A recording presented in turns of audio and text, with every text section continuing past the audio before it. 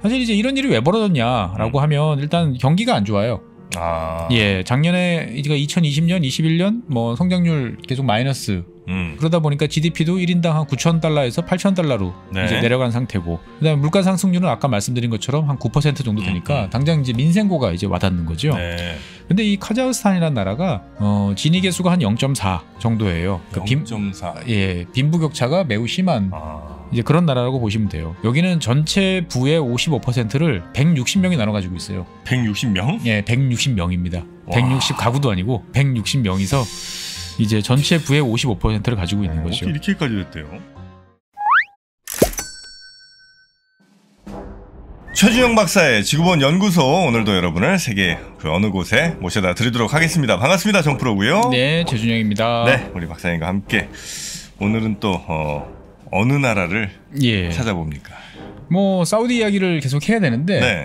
최근에 중앙아시아 지역에서 또 큰 사태가 벌어지고 있어가지고 네. 일단은 그래도 한번 좀 다뤄봐야 될 것 같아가지고 긴급하게 한번 들렀다가는군요. 예, 긴급하게 잠시 네. 중앙아시아 쪽으로 넘어가겠습니다. 중앙아시아 어느 나라죠? 많은 분들이 요청하셨던 나라 중에 이제 스탄 국가들 해주세요 이런 말도 있었는데 네네네. 이렇게 언급결에 다루게 됐습니다. 카자흐스탄입니다. 카자흐스탄. 예. 카자흐스탄 뭐 어떤 나라인가는 지도 보시면 대충 아시겠지만 네. 그래도 혹시 몰라서 간단하게 정식 뭐 나라 소개하는 코너는 아니니까 오늘 네. 말씀드리면 카자흐스탄은 생각보다 되게 큰 나라예요. 카자흐스탄이요? 예, 세계 한 9위 정도의 면적입니다. 땅덩어리가. 아, 그렇게 커요? 예, 엄청 커요. 그 옆에 우즈벡도 크잖아요. 그렇죠. 우즈베키스탄. 예, 카자흐 엄청 우즈벡 다 큰 나라들이에요. 카자흐도 크구나. 예, 여기에 자원도 많아요. 뭐 원유, 천연가스, 네. 석탄. 그 다음에 이제 우라늄 같은 경우는 세계 2위입니다. 매장량 세계 2위고, 현재 전 세계 우라늄, 원자력 발전소에 들어가는 우라늄 공급량이 한 40% 이상. 그러니까 제 1위 공급 업체가 이제 카자흐스탄 회사예요. 그리고 이제 뭐 크롬이나 금, 뭐 이런 것들 다 이제 많은 자원 부국이에요. 예, 자원 부국이고, 그 다음에 이제 그 우주로 올라가는, 우리 네. 이제 국제 우주 정거장 이런 데 올라갈 때 소유주 이제 그 로켓으로 올라가잖아요. 네네네. 그 쏘아 올리는 그 우주기지가 이제 바이코누르 우주기지인데 네. 여기 있어요. 카자흐스탄. 카자흐에 있어요? 예, 옛날 구소련 시절에 만들었는데 아직까지 여기 있는 거죠. 그러니까 이제 옛날 소련 입장에서 봤을 때 보면 여러 가지로 이제 상당히 활용도가 높은 이제 그런 곳이라고 볼 수도 있었고, 지금도 여러 가지 잠재력이 많은 네. 이제 이런 나라인데, 이 나라에 올해 초부터 정말 2022년이 딱 시작되자마자 네. 뭐 국내 주식 투자하시는 분들은 이제 오스템 임플란트 때문에 한바탕 난리를 치신 것처럼 네. 이 카자흐스탄에서는 이제 그 대규모 시위 사태가 벌어졌고, 총격전이 벌어지고, 그래서 수백 명이 사망하고 러시아가 파병을 하는 그런 일들이 불과 지금 아직 새해 2주 안 됐죠? 네. 예, 그 사이에 지금 다 벌어지고 있습니다. 거의 뭐 준내전 상황이에요.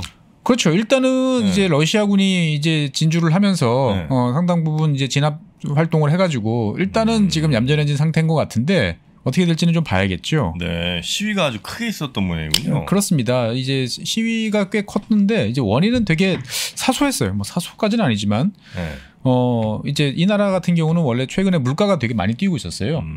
그래서 뭐 연평균 뭐 한 9% 정도 그러니까 물가 상승률이 꽤 높았는데 그러다 보니까 이제 가스라든지 뭐 석유라든지 이런 거에 가격 상한제를 이제 설정해 놓고 있다가 이걸 올해 초에 풀었어요. 막 올렸구나, 그래서. 그래가지고 이제 LPG를 많이 쓰는 나라인데 LPG 가격이 이제 그 한 50 정도에서 이제 120 탱게, 이 나라는 이제 탱게라는 화폐 단위를 쓰는데 120 탱게로 뛴 거예요. 그러니까 두 배가 넘게. 예, 두 배가 넘게 뛴 거죠. 그러다 보니 이제 사람들이 당연히 이제 불만이 이제 터져 나오기 시작을 했고, 예, 1월 4일 날 이제 카자흐스탄 제일 서쪽 끝에 있는 도시인 이제 자나오젠이라는 곳에서 이제 시위가 이제 일어나기 시작을 했어요. 처음에는 이제 평화 시위였어요. 너무 올랐다, 내려라, 이게 뭔 말이냐라고 했는데, 이거 강경 진압했구나. 뭐 여러 가지 이제 이야기들이 계속 나옵니다.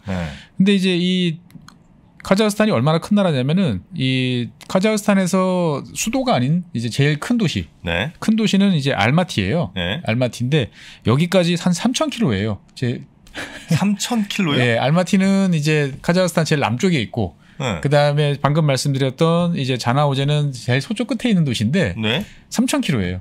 그렇게 커요? 네, 그렇게 커요. 그래서 차로 달리면 뭐 한 40시간 정도 안 쉬고 달려도 그 정도 되는 지역인데, 이 시위대들이 나와서 일단 가스값이나 그 다음에 이제 지방 자치를 이제 요구를 합니다. 그러니까 이제 중앙 정부에서 이제 막 내려다 꽂지 말고 우리끼리 우리가 좀 알아서 할 수 있도록 해달라라고 했는데 이 시위가 이제 순식간에 전국으로 확산이 되고 되게 격렬해지는 이제 모습을 이제 보입니다. 이 카자흐스탄 분들은 이제 전통적으로 이제 유목민족 피가 계속 흘러서 그런지 몰라도 이곳에서 시위가 한번 발생하면 끝까지 가는 경우들이 종종 많았어요. 그래서 이제 그 5일날 4일날 이제 시위가 시작되니까 바로 다음날 이 대통령이 이제 토카예프 대통령이 이제 비상사태를 이제 선포를 합니다. 대략 위치가 카자흐스탄이 이제 우즈벡보다는 위쪽이고 러시아랑 접경하고 그 있죠. 사이에 있는 그 정도에 있군요. 네. 그래서 이 2주간 이제 비상계엄령을 선포를 했습니다. 그러니까 2주 동안 19일까지 이제 비상계엄령을 선포를 하고 그다음 달래야 되잖아요. 국민들을. 그래가지고 이제 50탱게로 이제 LPG 가격 다시 내리겠다. 그다음에 6개월 동안 휘발유랑 뭐 경유 이런 연료에 대해서 이제 최고 가격을 설정해서 가격이 오르지 않도록 하겠다. 그다음에 이제 이 육류, 감자, 당근 이런 거 주변 국가에 수출해가지고 이제 국내에 먹을 게 없어가지고 식량 가격이 뛰었는데 이것도 수출 금지하겠다라고 그래가지고 이 달래는 발표를 했는데 시위가 멈추지 않아요. 멈추지 않고 막 격렬하게 벌어집니다. 관공서 습격하고 그다음 은행 습격하고 뭐 이런 일들이 이제 벌어지고 불 지르고 이런 일들이 나면서 공권력이 완전히 이제 붕괴하는 이제 사태가 불과 한 며칠 만에 이제 벌어지는 거죠. 아마 물가는 표면적인 이유고 뭔가 하여튼 국민들 사이에서 불만이 좀 많이 쌓여 있었던 모양이네. 그렇습니다. 여러 가지 이제 요인들이 복합적으로 돼 있는데 사실 이제 뒤에서 말씀드리겠지만 약간의 음모론 뭐 이런 것까지 지금 나오고 있어요. 들어보면 야 이거 말 되는 것 같아 라는 생각도 드는데 어쨌거나 지금 새해가 시작돼서 아직 2주가 안 됐는데 벌써 카자흐스탄에서는 뭐 정확한 통계는 아직 안 나오고 있지만 최소한 160명 정도 이상이 시위와 관련된 그리고 시위 뭐 진압 이런 걸로 인해서 사망한 것으로 나타나고 있고요. 뭐 구속되거나 체포된 사람도 뭐 2,000명이 넘어서고 있고 뭐 부상자는 훨씬 많죠. 지금 어떻게 보면 중앙아시아 지역에 이제 큰 이제 사건이 이제 벌어지고 있는데 사실 이제 이런 일이 왜 벌어졌냐라고 하면 일단 경기가 안 좋아요. 작년에 이제 2020년, 21년 뭐 성장률 계속 마이너스. 그러고 이제 그러다 보니까 GDP도 1인당 한 9,000달러에서 8,000달러로 이제 내려간 상태고, 그다음에 물가 상승률은 아까 말씀드린 것처럼 한 9% 정도 되니까 당장 이제 민생고가 이제 와닿는 거죠. 근데 이 카자흐스탄이라는 나라가 진위 계수가 한 0.4. 정도예요. 그러니까 0.4. 빈부격차가 매우 심한 이제 그런 나라라고 보시면 돼요. 그러니까 얼마나 이 자산격차가 심하냐면 뭐 우리가 상위 1% 뭐 보통 이렇게 얘기하는데 여기는 전체 부의 55%를 160명이 나눠 가지고 있어요. 160명? 160명입니다. 160 가구도 아니고 160명이서 이제 전체 부의 55%를 가지고 있는 거죠. 어떻게 이렇게까지 됐대요? 그래서 이 포브스지가 이제 가끔 선정하잖아요. 전 세계 부자. 우리가 생각하는 건 좀 달라요. 왜냐하면 큰 회사 오너라고 해도 실제로 내 개인 재산은 이제 적은 경우들이 있는데 이 2019년 통계를 보면 포브스지에서 5명이 카자흐 사람이에요. 그래서 그 중에 하나는 이제 카자흐무스 홀딩스라는 이제 그 회사가 있는데 여기 회장이 이제 블라다미르 김이라고 이제 고려인 출신이죠. 이제 보면은 우리 블라드미르 김. 그래서 한 개인 소유 자산이 한 50억 달러 재산이 6조. 6조 원 정도 되는 걸로 이제 나오는 거죠. 보면은. 그러니까 대신 이제 카자흐스탄의 그 최저임금은 월 100달러.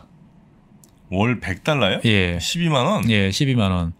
근데 전 세계 부 중에 뭐 꽤 많은 사람, 나라 규모나 이런 거 생각하면 의외로 많고 한 150명 정도가 나라 부의 전체 절반을 가지고 있는 이제 이런 나라라는 거죠. 6조라고 하면 사실 뭐 큰 부장가 싶기도 하다가도 그 나라 수준을 생각을 해보면 대략 월급이 최저임금이 한 12만 원인데 그렇죠. 거기서 6조면 어마어마한 거죠.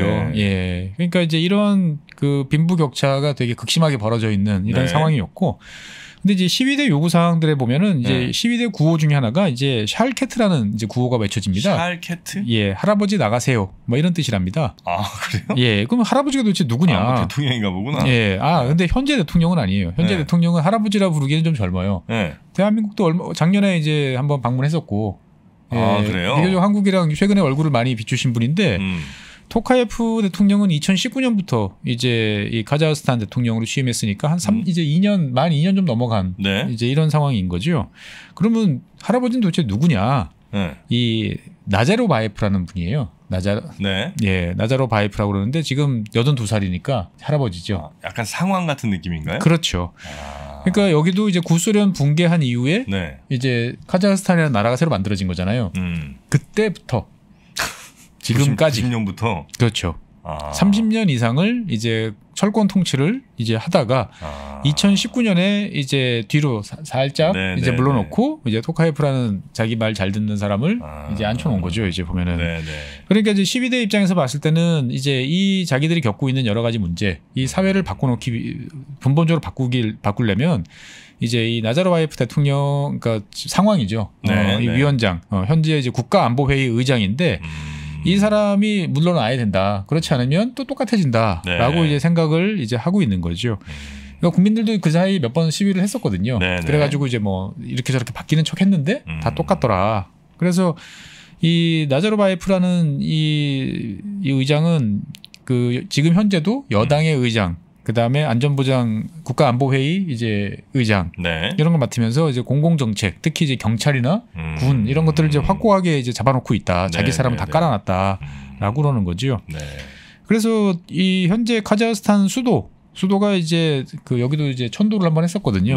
예, 천도를 이제 해서 저 남쪽에 있던 그 어디냐 알마티에서 좀 이제 북쪽에 가까운 국토 중앙쯤에 있는 이제 아스타나라는 신도시를 만들어 가지고 거기가 수도예요? 네, 하얗게 만든 아주 완전 계획 도시 난데없는 이제 이런 도시를 만들었는데 여기 이름을 얼마 전에 이제 누르술탄이라고 이제 바꿨는데 이게 누르술탄? 예, 누르술탄이라고 이름을 바꿨어요.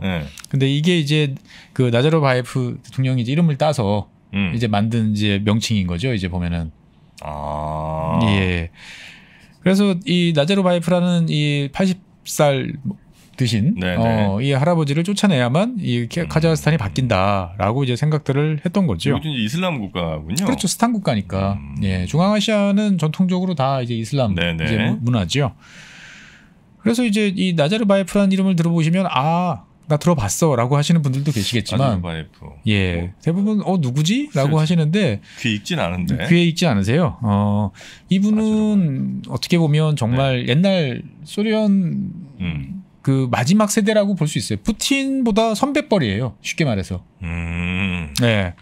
다 공산당의 이제 핵심 일원이었고, 되게 처세에 능숙한. 그러니까 어떻게 보면은 푸틴 같으면 선배님이라 우리나라 같으면 선배님이라고 불러야 되는 경력이나 나이나 뭐 이런 정도의 이제 상황이었던 거죠 보면은.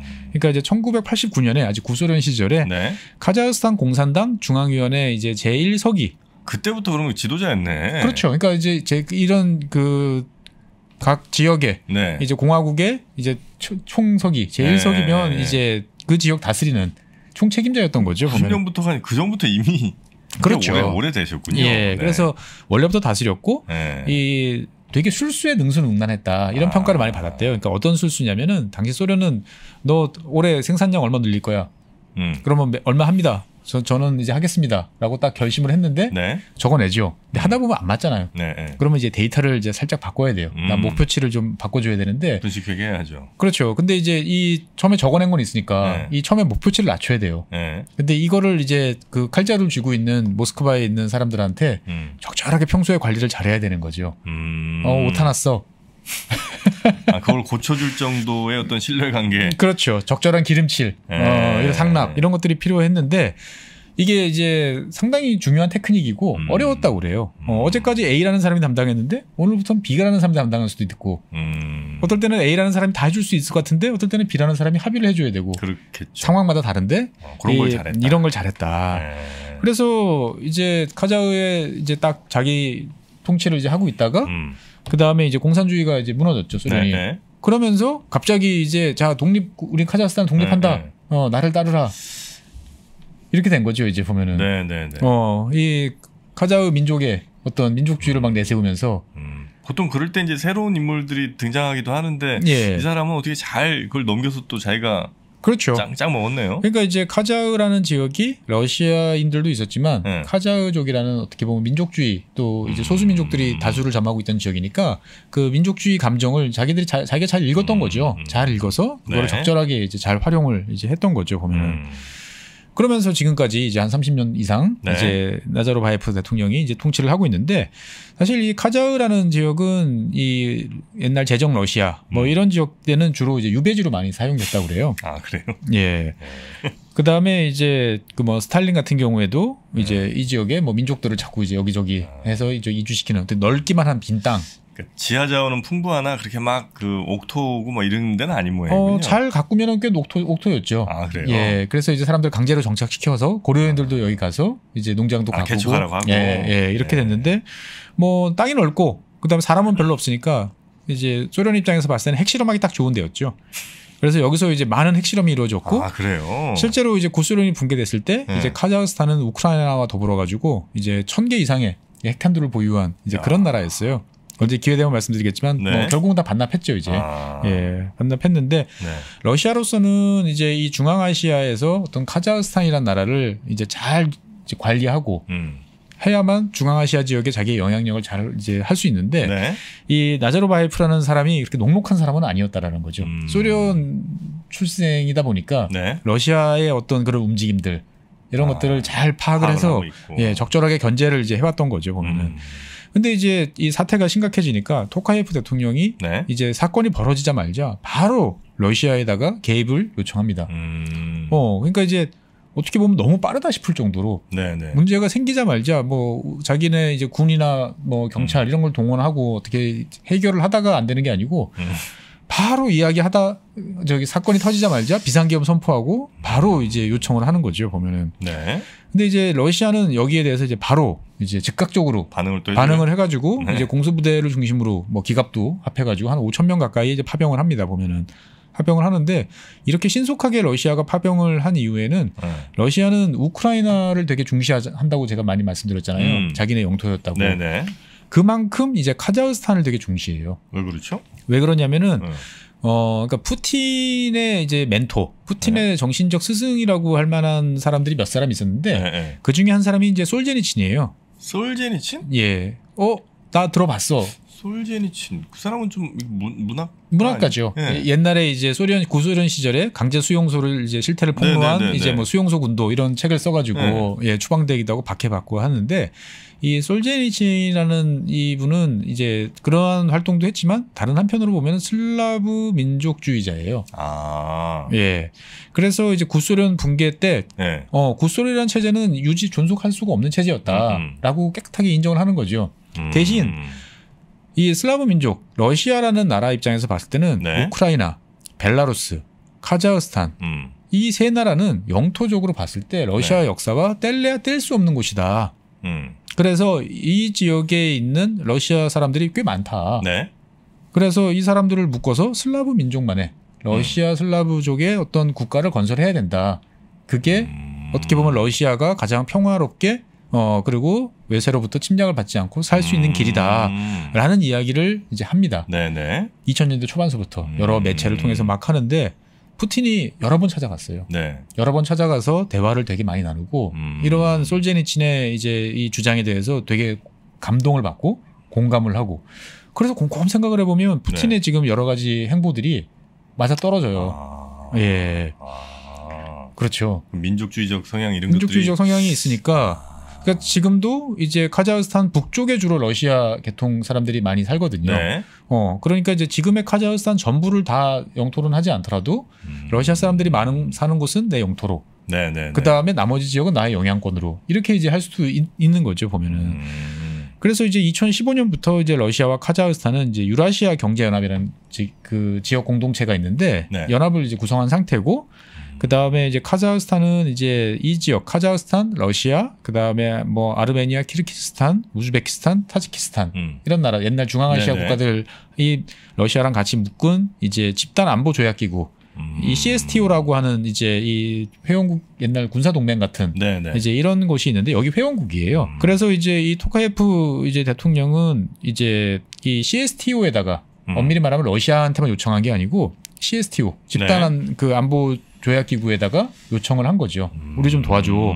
그래서 러시아가 바로 이제 공수부대 2,500명, 그다음에 추가로 더 파병을 이제 해서 한 5,000명 가까이 했는데 그러면 왜 이렇게 급하게 요청했을까? 예. 그러니까 4일날 시위가 벌어지고 5일날 비상계엄을 선포하고 6일날 이제 파병을 요청하고 그날인가 그 다음 날인가 러시아가 파병을 해요. 그러니까 이게 얼핏 생각해 보면 아 러시아라는 나라가 이제 이 군사력을 투사할 준비가 언제라도 돼 있구나라는 이제 생각이 들기도 하지만 네. 다른 한편으로 보면 토카예프 대통령이 이렇게 급하게 요청한 이유가 과연 뭘까? 그게요. 핵심은 내가 대통령이지만 네. 카자흐스탄에 있는 군, 경찰 난 못 믿겠다. 라는 이야기가 있는 거죠. 네. 왜냐하면 이제 나자르바예프가 다 이 통솔을 하고 있다 보니까 저 자식들이 내 말을 안 들을 것 같다. 나를 희생양 삼을 것 같다라는 생각을 하는 거죠. 네. 물러가라 하니까 그러면 대통령이 물러가고 모든 내각이 딱 사퇴하면 일단은 이제 어느 정도 되는 거잖아요. 보면은. 근데 이제 이 대통령 입장에서 봤을 때는 토카예프 대통령 입장에서 봤을 때 보면 네. 이게 내가 잘못해서 된 일인가? 라는 생각을 이제 아마 하는 것 같아요. 보면은. 아 그러면 그 상황에 대한 약간의 좀 불신 같은 게 있는 거예요. 지금 현재 토카예프 대통령이? 그렇죠. 그래서 약간 이제 음모론 같은데 요건 이제 조금 이따 이제 말씀을 드리겠고.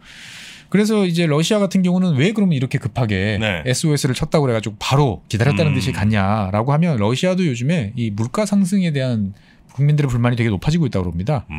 그러다 보니까 이제 이런 데 대한 이제 우려가 네네. 이제 국경 지역을 중심으로 해가지고 전파될까 또 두려워하는 것도 있고 네. 한편으로 보면 푸틴 입장에서 봤을 때는 이제 이 나자르바예프라는 이 상황이 되게 껄끄러운 존재라는 거죠. 아까 말씀드린 것처럼 이제 선배잖아요. 네네네. 그러니까 이 나자르바예프라는 사람은 되게 노회한 능숙한 이 정치인이기 때문에 분명히 카자흐스탄은 누가 봐도 러시아 영향권인 것처럼 보여요. 네. 그런데 다른 한편으로 보면 카자흐 민족주의를 되게 내세우고 그 다음에 적절하게 중국, 유럽 이런 이제 다자 외교들을 잘 전개를 하고 있습니다. 보면은. 그러니까 단적인 예로 2014년에 이제 우크라이나 이제 크림반도를 러시아가 병합을 했잖아요. 그때 이 나자르바예프가 누굴 만났냐면 시진핑을 만납니다. 우리 안보 당신들한테 좀 도와주세요라고. 그러니까 러시아와 중국이 뭐 친할 땐 친하더라도 근본적으로 서로 믿지 못한다는 거를 잘 아는 거죠. 약간 그런 느낌이 좀 나네요. 그러니까 그렇죠. 나자르바예프는 약간 친중 쪽으로 가고 언제나 뭐 어떨 때는 친중, 어떨 때는 친미, 어떨 때는 친이유 뭐 이런 식으로 이 노선을 막 능수능란하게 갈아타는 거죠. 보면은 러시아 입장에서도 그러면 차라리 토카예프 지금 현 대통령을 잘 구워 삶아서 그냥 그렇죠. 같이 가는 게 낫지. 맞습니다. 나자르바예프 괜히 이 사람이 실권 갖고 있으면 또 그렇죠. 토카예프 대통령이 물러나고 나자르바예프 그 상황이 이제 원하는 사람은 대통령으로 앉히면 또 껄끄러워진다. 그러니까 이참에 아예 관뚜껑에 못을 박아버리자라고 이제 생각을 하는 거죠. 그래서 이제 이런 러시아의 태도를 보다가 이제 요즘에 나오는 게 이제 음모론이 좀 나오고 있어요. 그러니까 뭐냐면은 이 시위라는 게 이제 사실은 이 좀 조작된 거다 처음서부터. 그러니까 나자르바예프 상황과 이제 그 일가 친척들이 지금의 토카예프 대통령을 끌어내리고 그 다음에 나자르바예프의 조카인 이제 아비슈라는 지금 이제 아마 여기가 국가안보회의 부의장인가 아마 하고 있을 거예요. 네. 이 사람을 대통령으로 만들려는 이제 플랜이 있었다라는 거죠. 그래서 여기는 이제 소련처럼 KGB가 있어요. 네. 예, KGB를 통해서 반정부 시위를 이제 벌이자. 그러면 토카예프 대통령 책임이다. 라고 해서 그러면은 나자르바예프가 다시 등장해가지고 대통령을 하야시키고 그 다음에 다시 총선거를 통해가지고 본인은 안 하겠지만 그렇죠. 자기 조카인 아베시를 이제 이렇게 하는 이제 이런 계획을 이제 세워놓고 있었던 거 아니냐. 그런데 이 계획에 대해서 이제 토카예프 대통령이 파악을 했다는 거죠. 알아챘다라는 거죠. 그래서 바로 그냥 러시아에. 그래서 사실 토카예프 대통령이 뭐 특별한 이슈가 있었던 건 아닌데 작년 말에 12월 28일 날 그 상페테르부르크를 방문합니다. 러시아에. 예. 그래서 거기서 그 푸틴 대통령을 만나요. 어떤 얘기가 나오는지는 사실 알 수 없는 거죠. 밖으로만 나온 거는. 근데 이제 흘러나오는 이야기로는 자, 저희는 이제 친서방 포기할게요. 중국도 포기하겠습니다. 오로지 형님만 모시겠습니다. 그래서 푸틴이 오케이를 해놓고 지금 우크라이나에 한 14만 명을 파병을 해놓은 상태지만 나머지 병력들한테 스탠바이를 지시를 해놨다는 거죠. 사실 미국도 당장 어떤 일이 있는데 대통령이 지금 당장 파병해 라고 그래가지고 그날 즉시 파병하기는 쉽지 않아요. 최소한 그래도 뭐 48시간이나 72시간 정도는 이제 걸리는 경우들이 많은데 즉각 파병했다는 것들은 이미 이제 딱 준비를 해놨다는 거죠. 예. 그런 게 충분히 있을 수 있는 거죠. 그런데 그러면 할아버지 물러나 이 구호가 좀 안 나와야 되는 거 아닌가? 그런 건 아니죠. 그러니까 뭐냐면은 이제 토카예프 대통령이 이제 되치기를 한 거죠. 시위에? 예, 시위를. 시위를 이제 그 시작은 이제 KGB가 만들어가지고 대통령에 대한 불만을 표시하는 시위 정도로 시작을 했는데 이 시위가 이제 갑자기 이제 목격자들 뭐 트위터나 이런 데 보면은 갑자기 격렬해졌다. 거기에는 현 대통령이 또 뒤에서 작전을 펼친 거 아니냐. 예, 비교적 평화롭고 뭐 카자흐스탄 상황에서는 뭐 있을 수 있는 정도 서로가 그냥 그래 많이 올랐지. 뭐 이런저런 구호를 외칠 수 있는데 갑자기 격렬하게 시위를 하는 사람들이 나타나고 조직화된 움직임이 나타나고 관공서를 이제 불준다든지 은행을 턴다든지 하는 일들이 갑자기 보이더라. 이런 이야기들도 있어요. 그러니까 이제 그 러시아 입장에서 봤을 때는 이제 이런 기회를 이제 잘 활용하겠다. 사실 푸틴 대통령 입장에서 봤을 때는 푸틴 대통령도 원래 이제 KGB 출신이잖아요. 그 그러니까 옛날 소련 공산당 그리고 KGB 입장에서 봤을 때 보면은 왜 옛날 소련이 망했지? 우리가 뭘 잘못해서 망했을까? 이런 생각들을 많이 했을 거 아니에요. 근데 그런 거 중에 하나가 사실은 이제 이 시작이 우리가 보통 우크라이나, 벨라루스 이런 지역에 있는 옛날 체르노빌 사건을 많이 이야기하는데 그 비슷한 시기에 이제 이 카자흐스탄에서도 큰 소요 사태가 있었어요. 1980년대 중반에 86년 뭐 이 정도에 당시 고르바 대통령 시절에 고르바 대통령 이제 서기장 시절에 당시에 이제 원래 이 카자흐스탄이라는 지역은 뭐 민족도 다르고 종교도 다르고 하다 보니까 그 동네 출신 그 동네 뭐 출신이다가 주로 모스크바에서 활동을 하다가 뭐 다시 내려가든지 이렇게 되는데 전혀 그 동네 경험이 없는 사람을 이제 파병 이제 책임자로 이제 보낸 거예요. 파견을 해요. 예, 파견을 하는데 여기에 대해서 당시 이제 카자흐스탄의 대학생들을 중심으로 해가지고 격렬하게 이제 반대하는 시위가 있었어요. 근데 이제 그 고르바초프 대통령 그 당시에는 이제 서기장이 이제 여기에 대해서 무력 진압을 이제 지시를 해가지고 상당히 이제 과격한 진압을 했고 시위가 확산이 되고 이 와중에 이제 그 본보기로 이제 사람들을 이제 뭐 발가벗겨가지고 물 뿌려가지고 겨울에 이제 얼려 죽인다든지.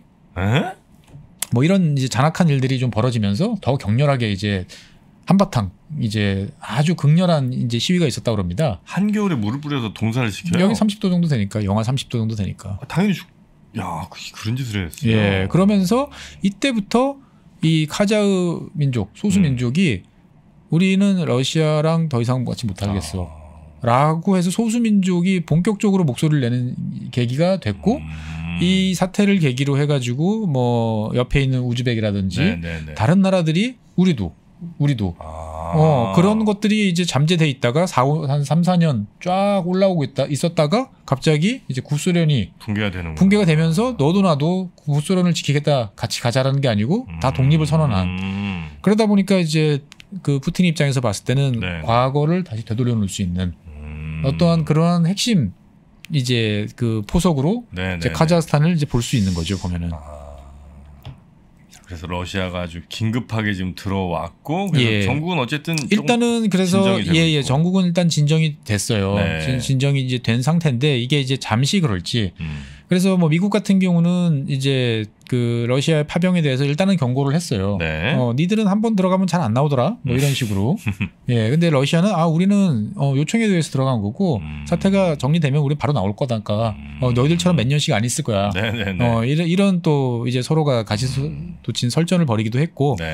그 다음에 이제 또 한편에서는 이제 그 아까 제가 음모론이라고 좀 말씀드렸는데 이게 또 이슬람 또 과격 세력이 또 조작한 거 아니냐 뒤에서 있는 거 아니냐. 이슬람? 예, 이슬람. 왜요? 그러니까 이 어쨌거나 현 대통령을 타격을 할 만큼 뭔가 조직화된 세력이라는 게 없는 상태에서 뭔가 이런 활동들을 전국적으로 벌이고 뭘 하려면 능력 있는 사람 능력 있는 뭔가 어떤 집단이 존재를 했어야 된다. 그건 이슬람밖에 없다. 그러면 이슬람 아니냐. 또 이제 뭐 이런 의견도 있고 또 혹자는 이게 이제 우크라이나에 쏠린 이제 러시아를 이제 한방 타격을 주기 위한 또 서방의 공작 아니냐.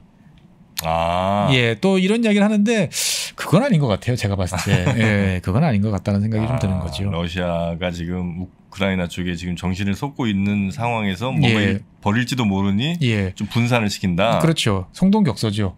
뒤통수를 탁 치는 거죠. 그러면 일단은 뭐 5천 명 정도 병력이라고 하지만 일단은 주의가 이제 분산돼 있으니까 쉽지 않을 거 아니냐라는데 글쎄요. 그렇게까지 했을까 싶은 생각이 드는데 어쨌거나 이제 이 카자흐스탄 이 사태는 엉뚱한 쪽에 영향을 좀 미쳤어요. 며칠 동안. 네. 비트코인. 비트코인이랑 또 무슨 상관이 있어요? 이 비트코인 잘 아시는 분들은 아시겠지만 이제 어느 나라에서 이제 채굴이 됐는지 원산지가 이제 표시되잖아요. 이제 보면은 비트코인에 원산지가 나와요? 예, 어느 지역에서 이제 채굴이 됐는지 이제 나오는데 세계에서 두 번째입니다. 어디가? 카자흐가? 카자흐가요. 여긴 왜 맞냐면은 중국이 작년에 이제 그 마이닝 금지시켰잖아요. 그게 다 카자흐로 갔어요? 그리고 카자흐로 도망갔어요. 여기도 하긴 뭐 전기값 같은 거 좀 비싸지 않고 뭐 여러 가지로 이제 어떻게든 꾸려 나갈 수 있으니까 날씨 선선하고 하니까 에어컨 좀 덜 틀어도 되고 그렇죠. 뭐 그러니까 이제 뭐 나름대로 계산이 있었겠죠. 보면은 그래가지고 이제 그 2위에 이제 채굴 국가였어요. 그런데 이제 카자흐스탄 정부가 이제 시위와 관련된 정보를 확산을 막기 위해서 인터넷을 차단해 버렸어요. 통신망하고 인터넷 없으면 안 되죠. 안 되잖아요. 그래서 비트코인 가격이 떨어졌나? 예, 그래가지고 또 한바탕 이 요동을 치기도 하고 뭐 했었다라는 이제 이야기도 있습니다만 일단은 현실 경제로서 보면은 지금 우라늄 가격이 이것 때문에 좀 오르기도 했었고 했습니다만 이제 중앙아시아에 이제 새로운 또 어떤 변화가 이제 있지 않을까라고 싶어서 이제 더운 뜨거운 이제 사우디에서 잠시 추운 이제 카자흐스탄 이야기를 한번 해봤습니다.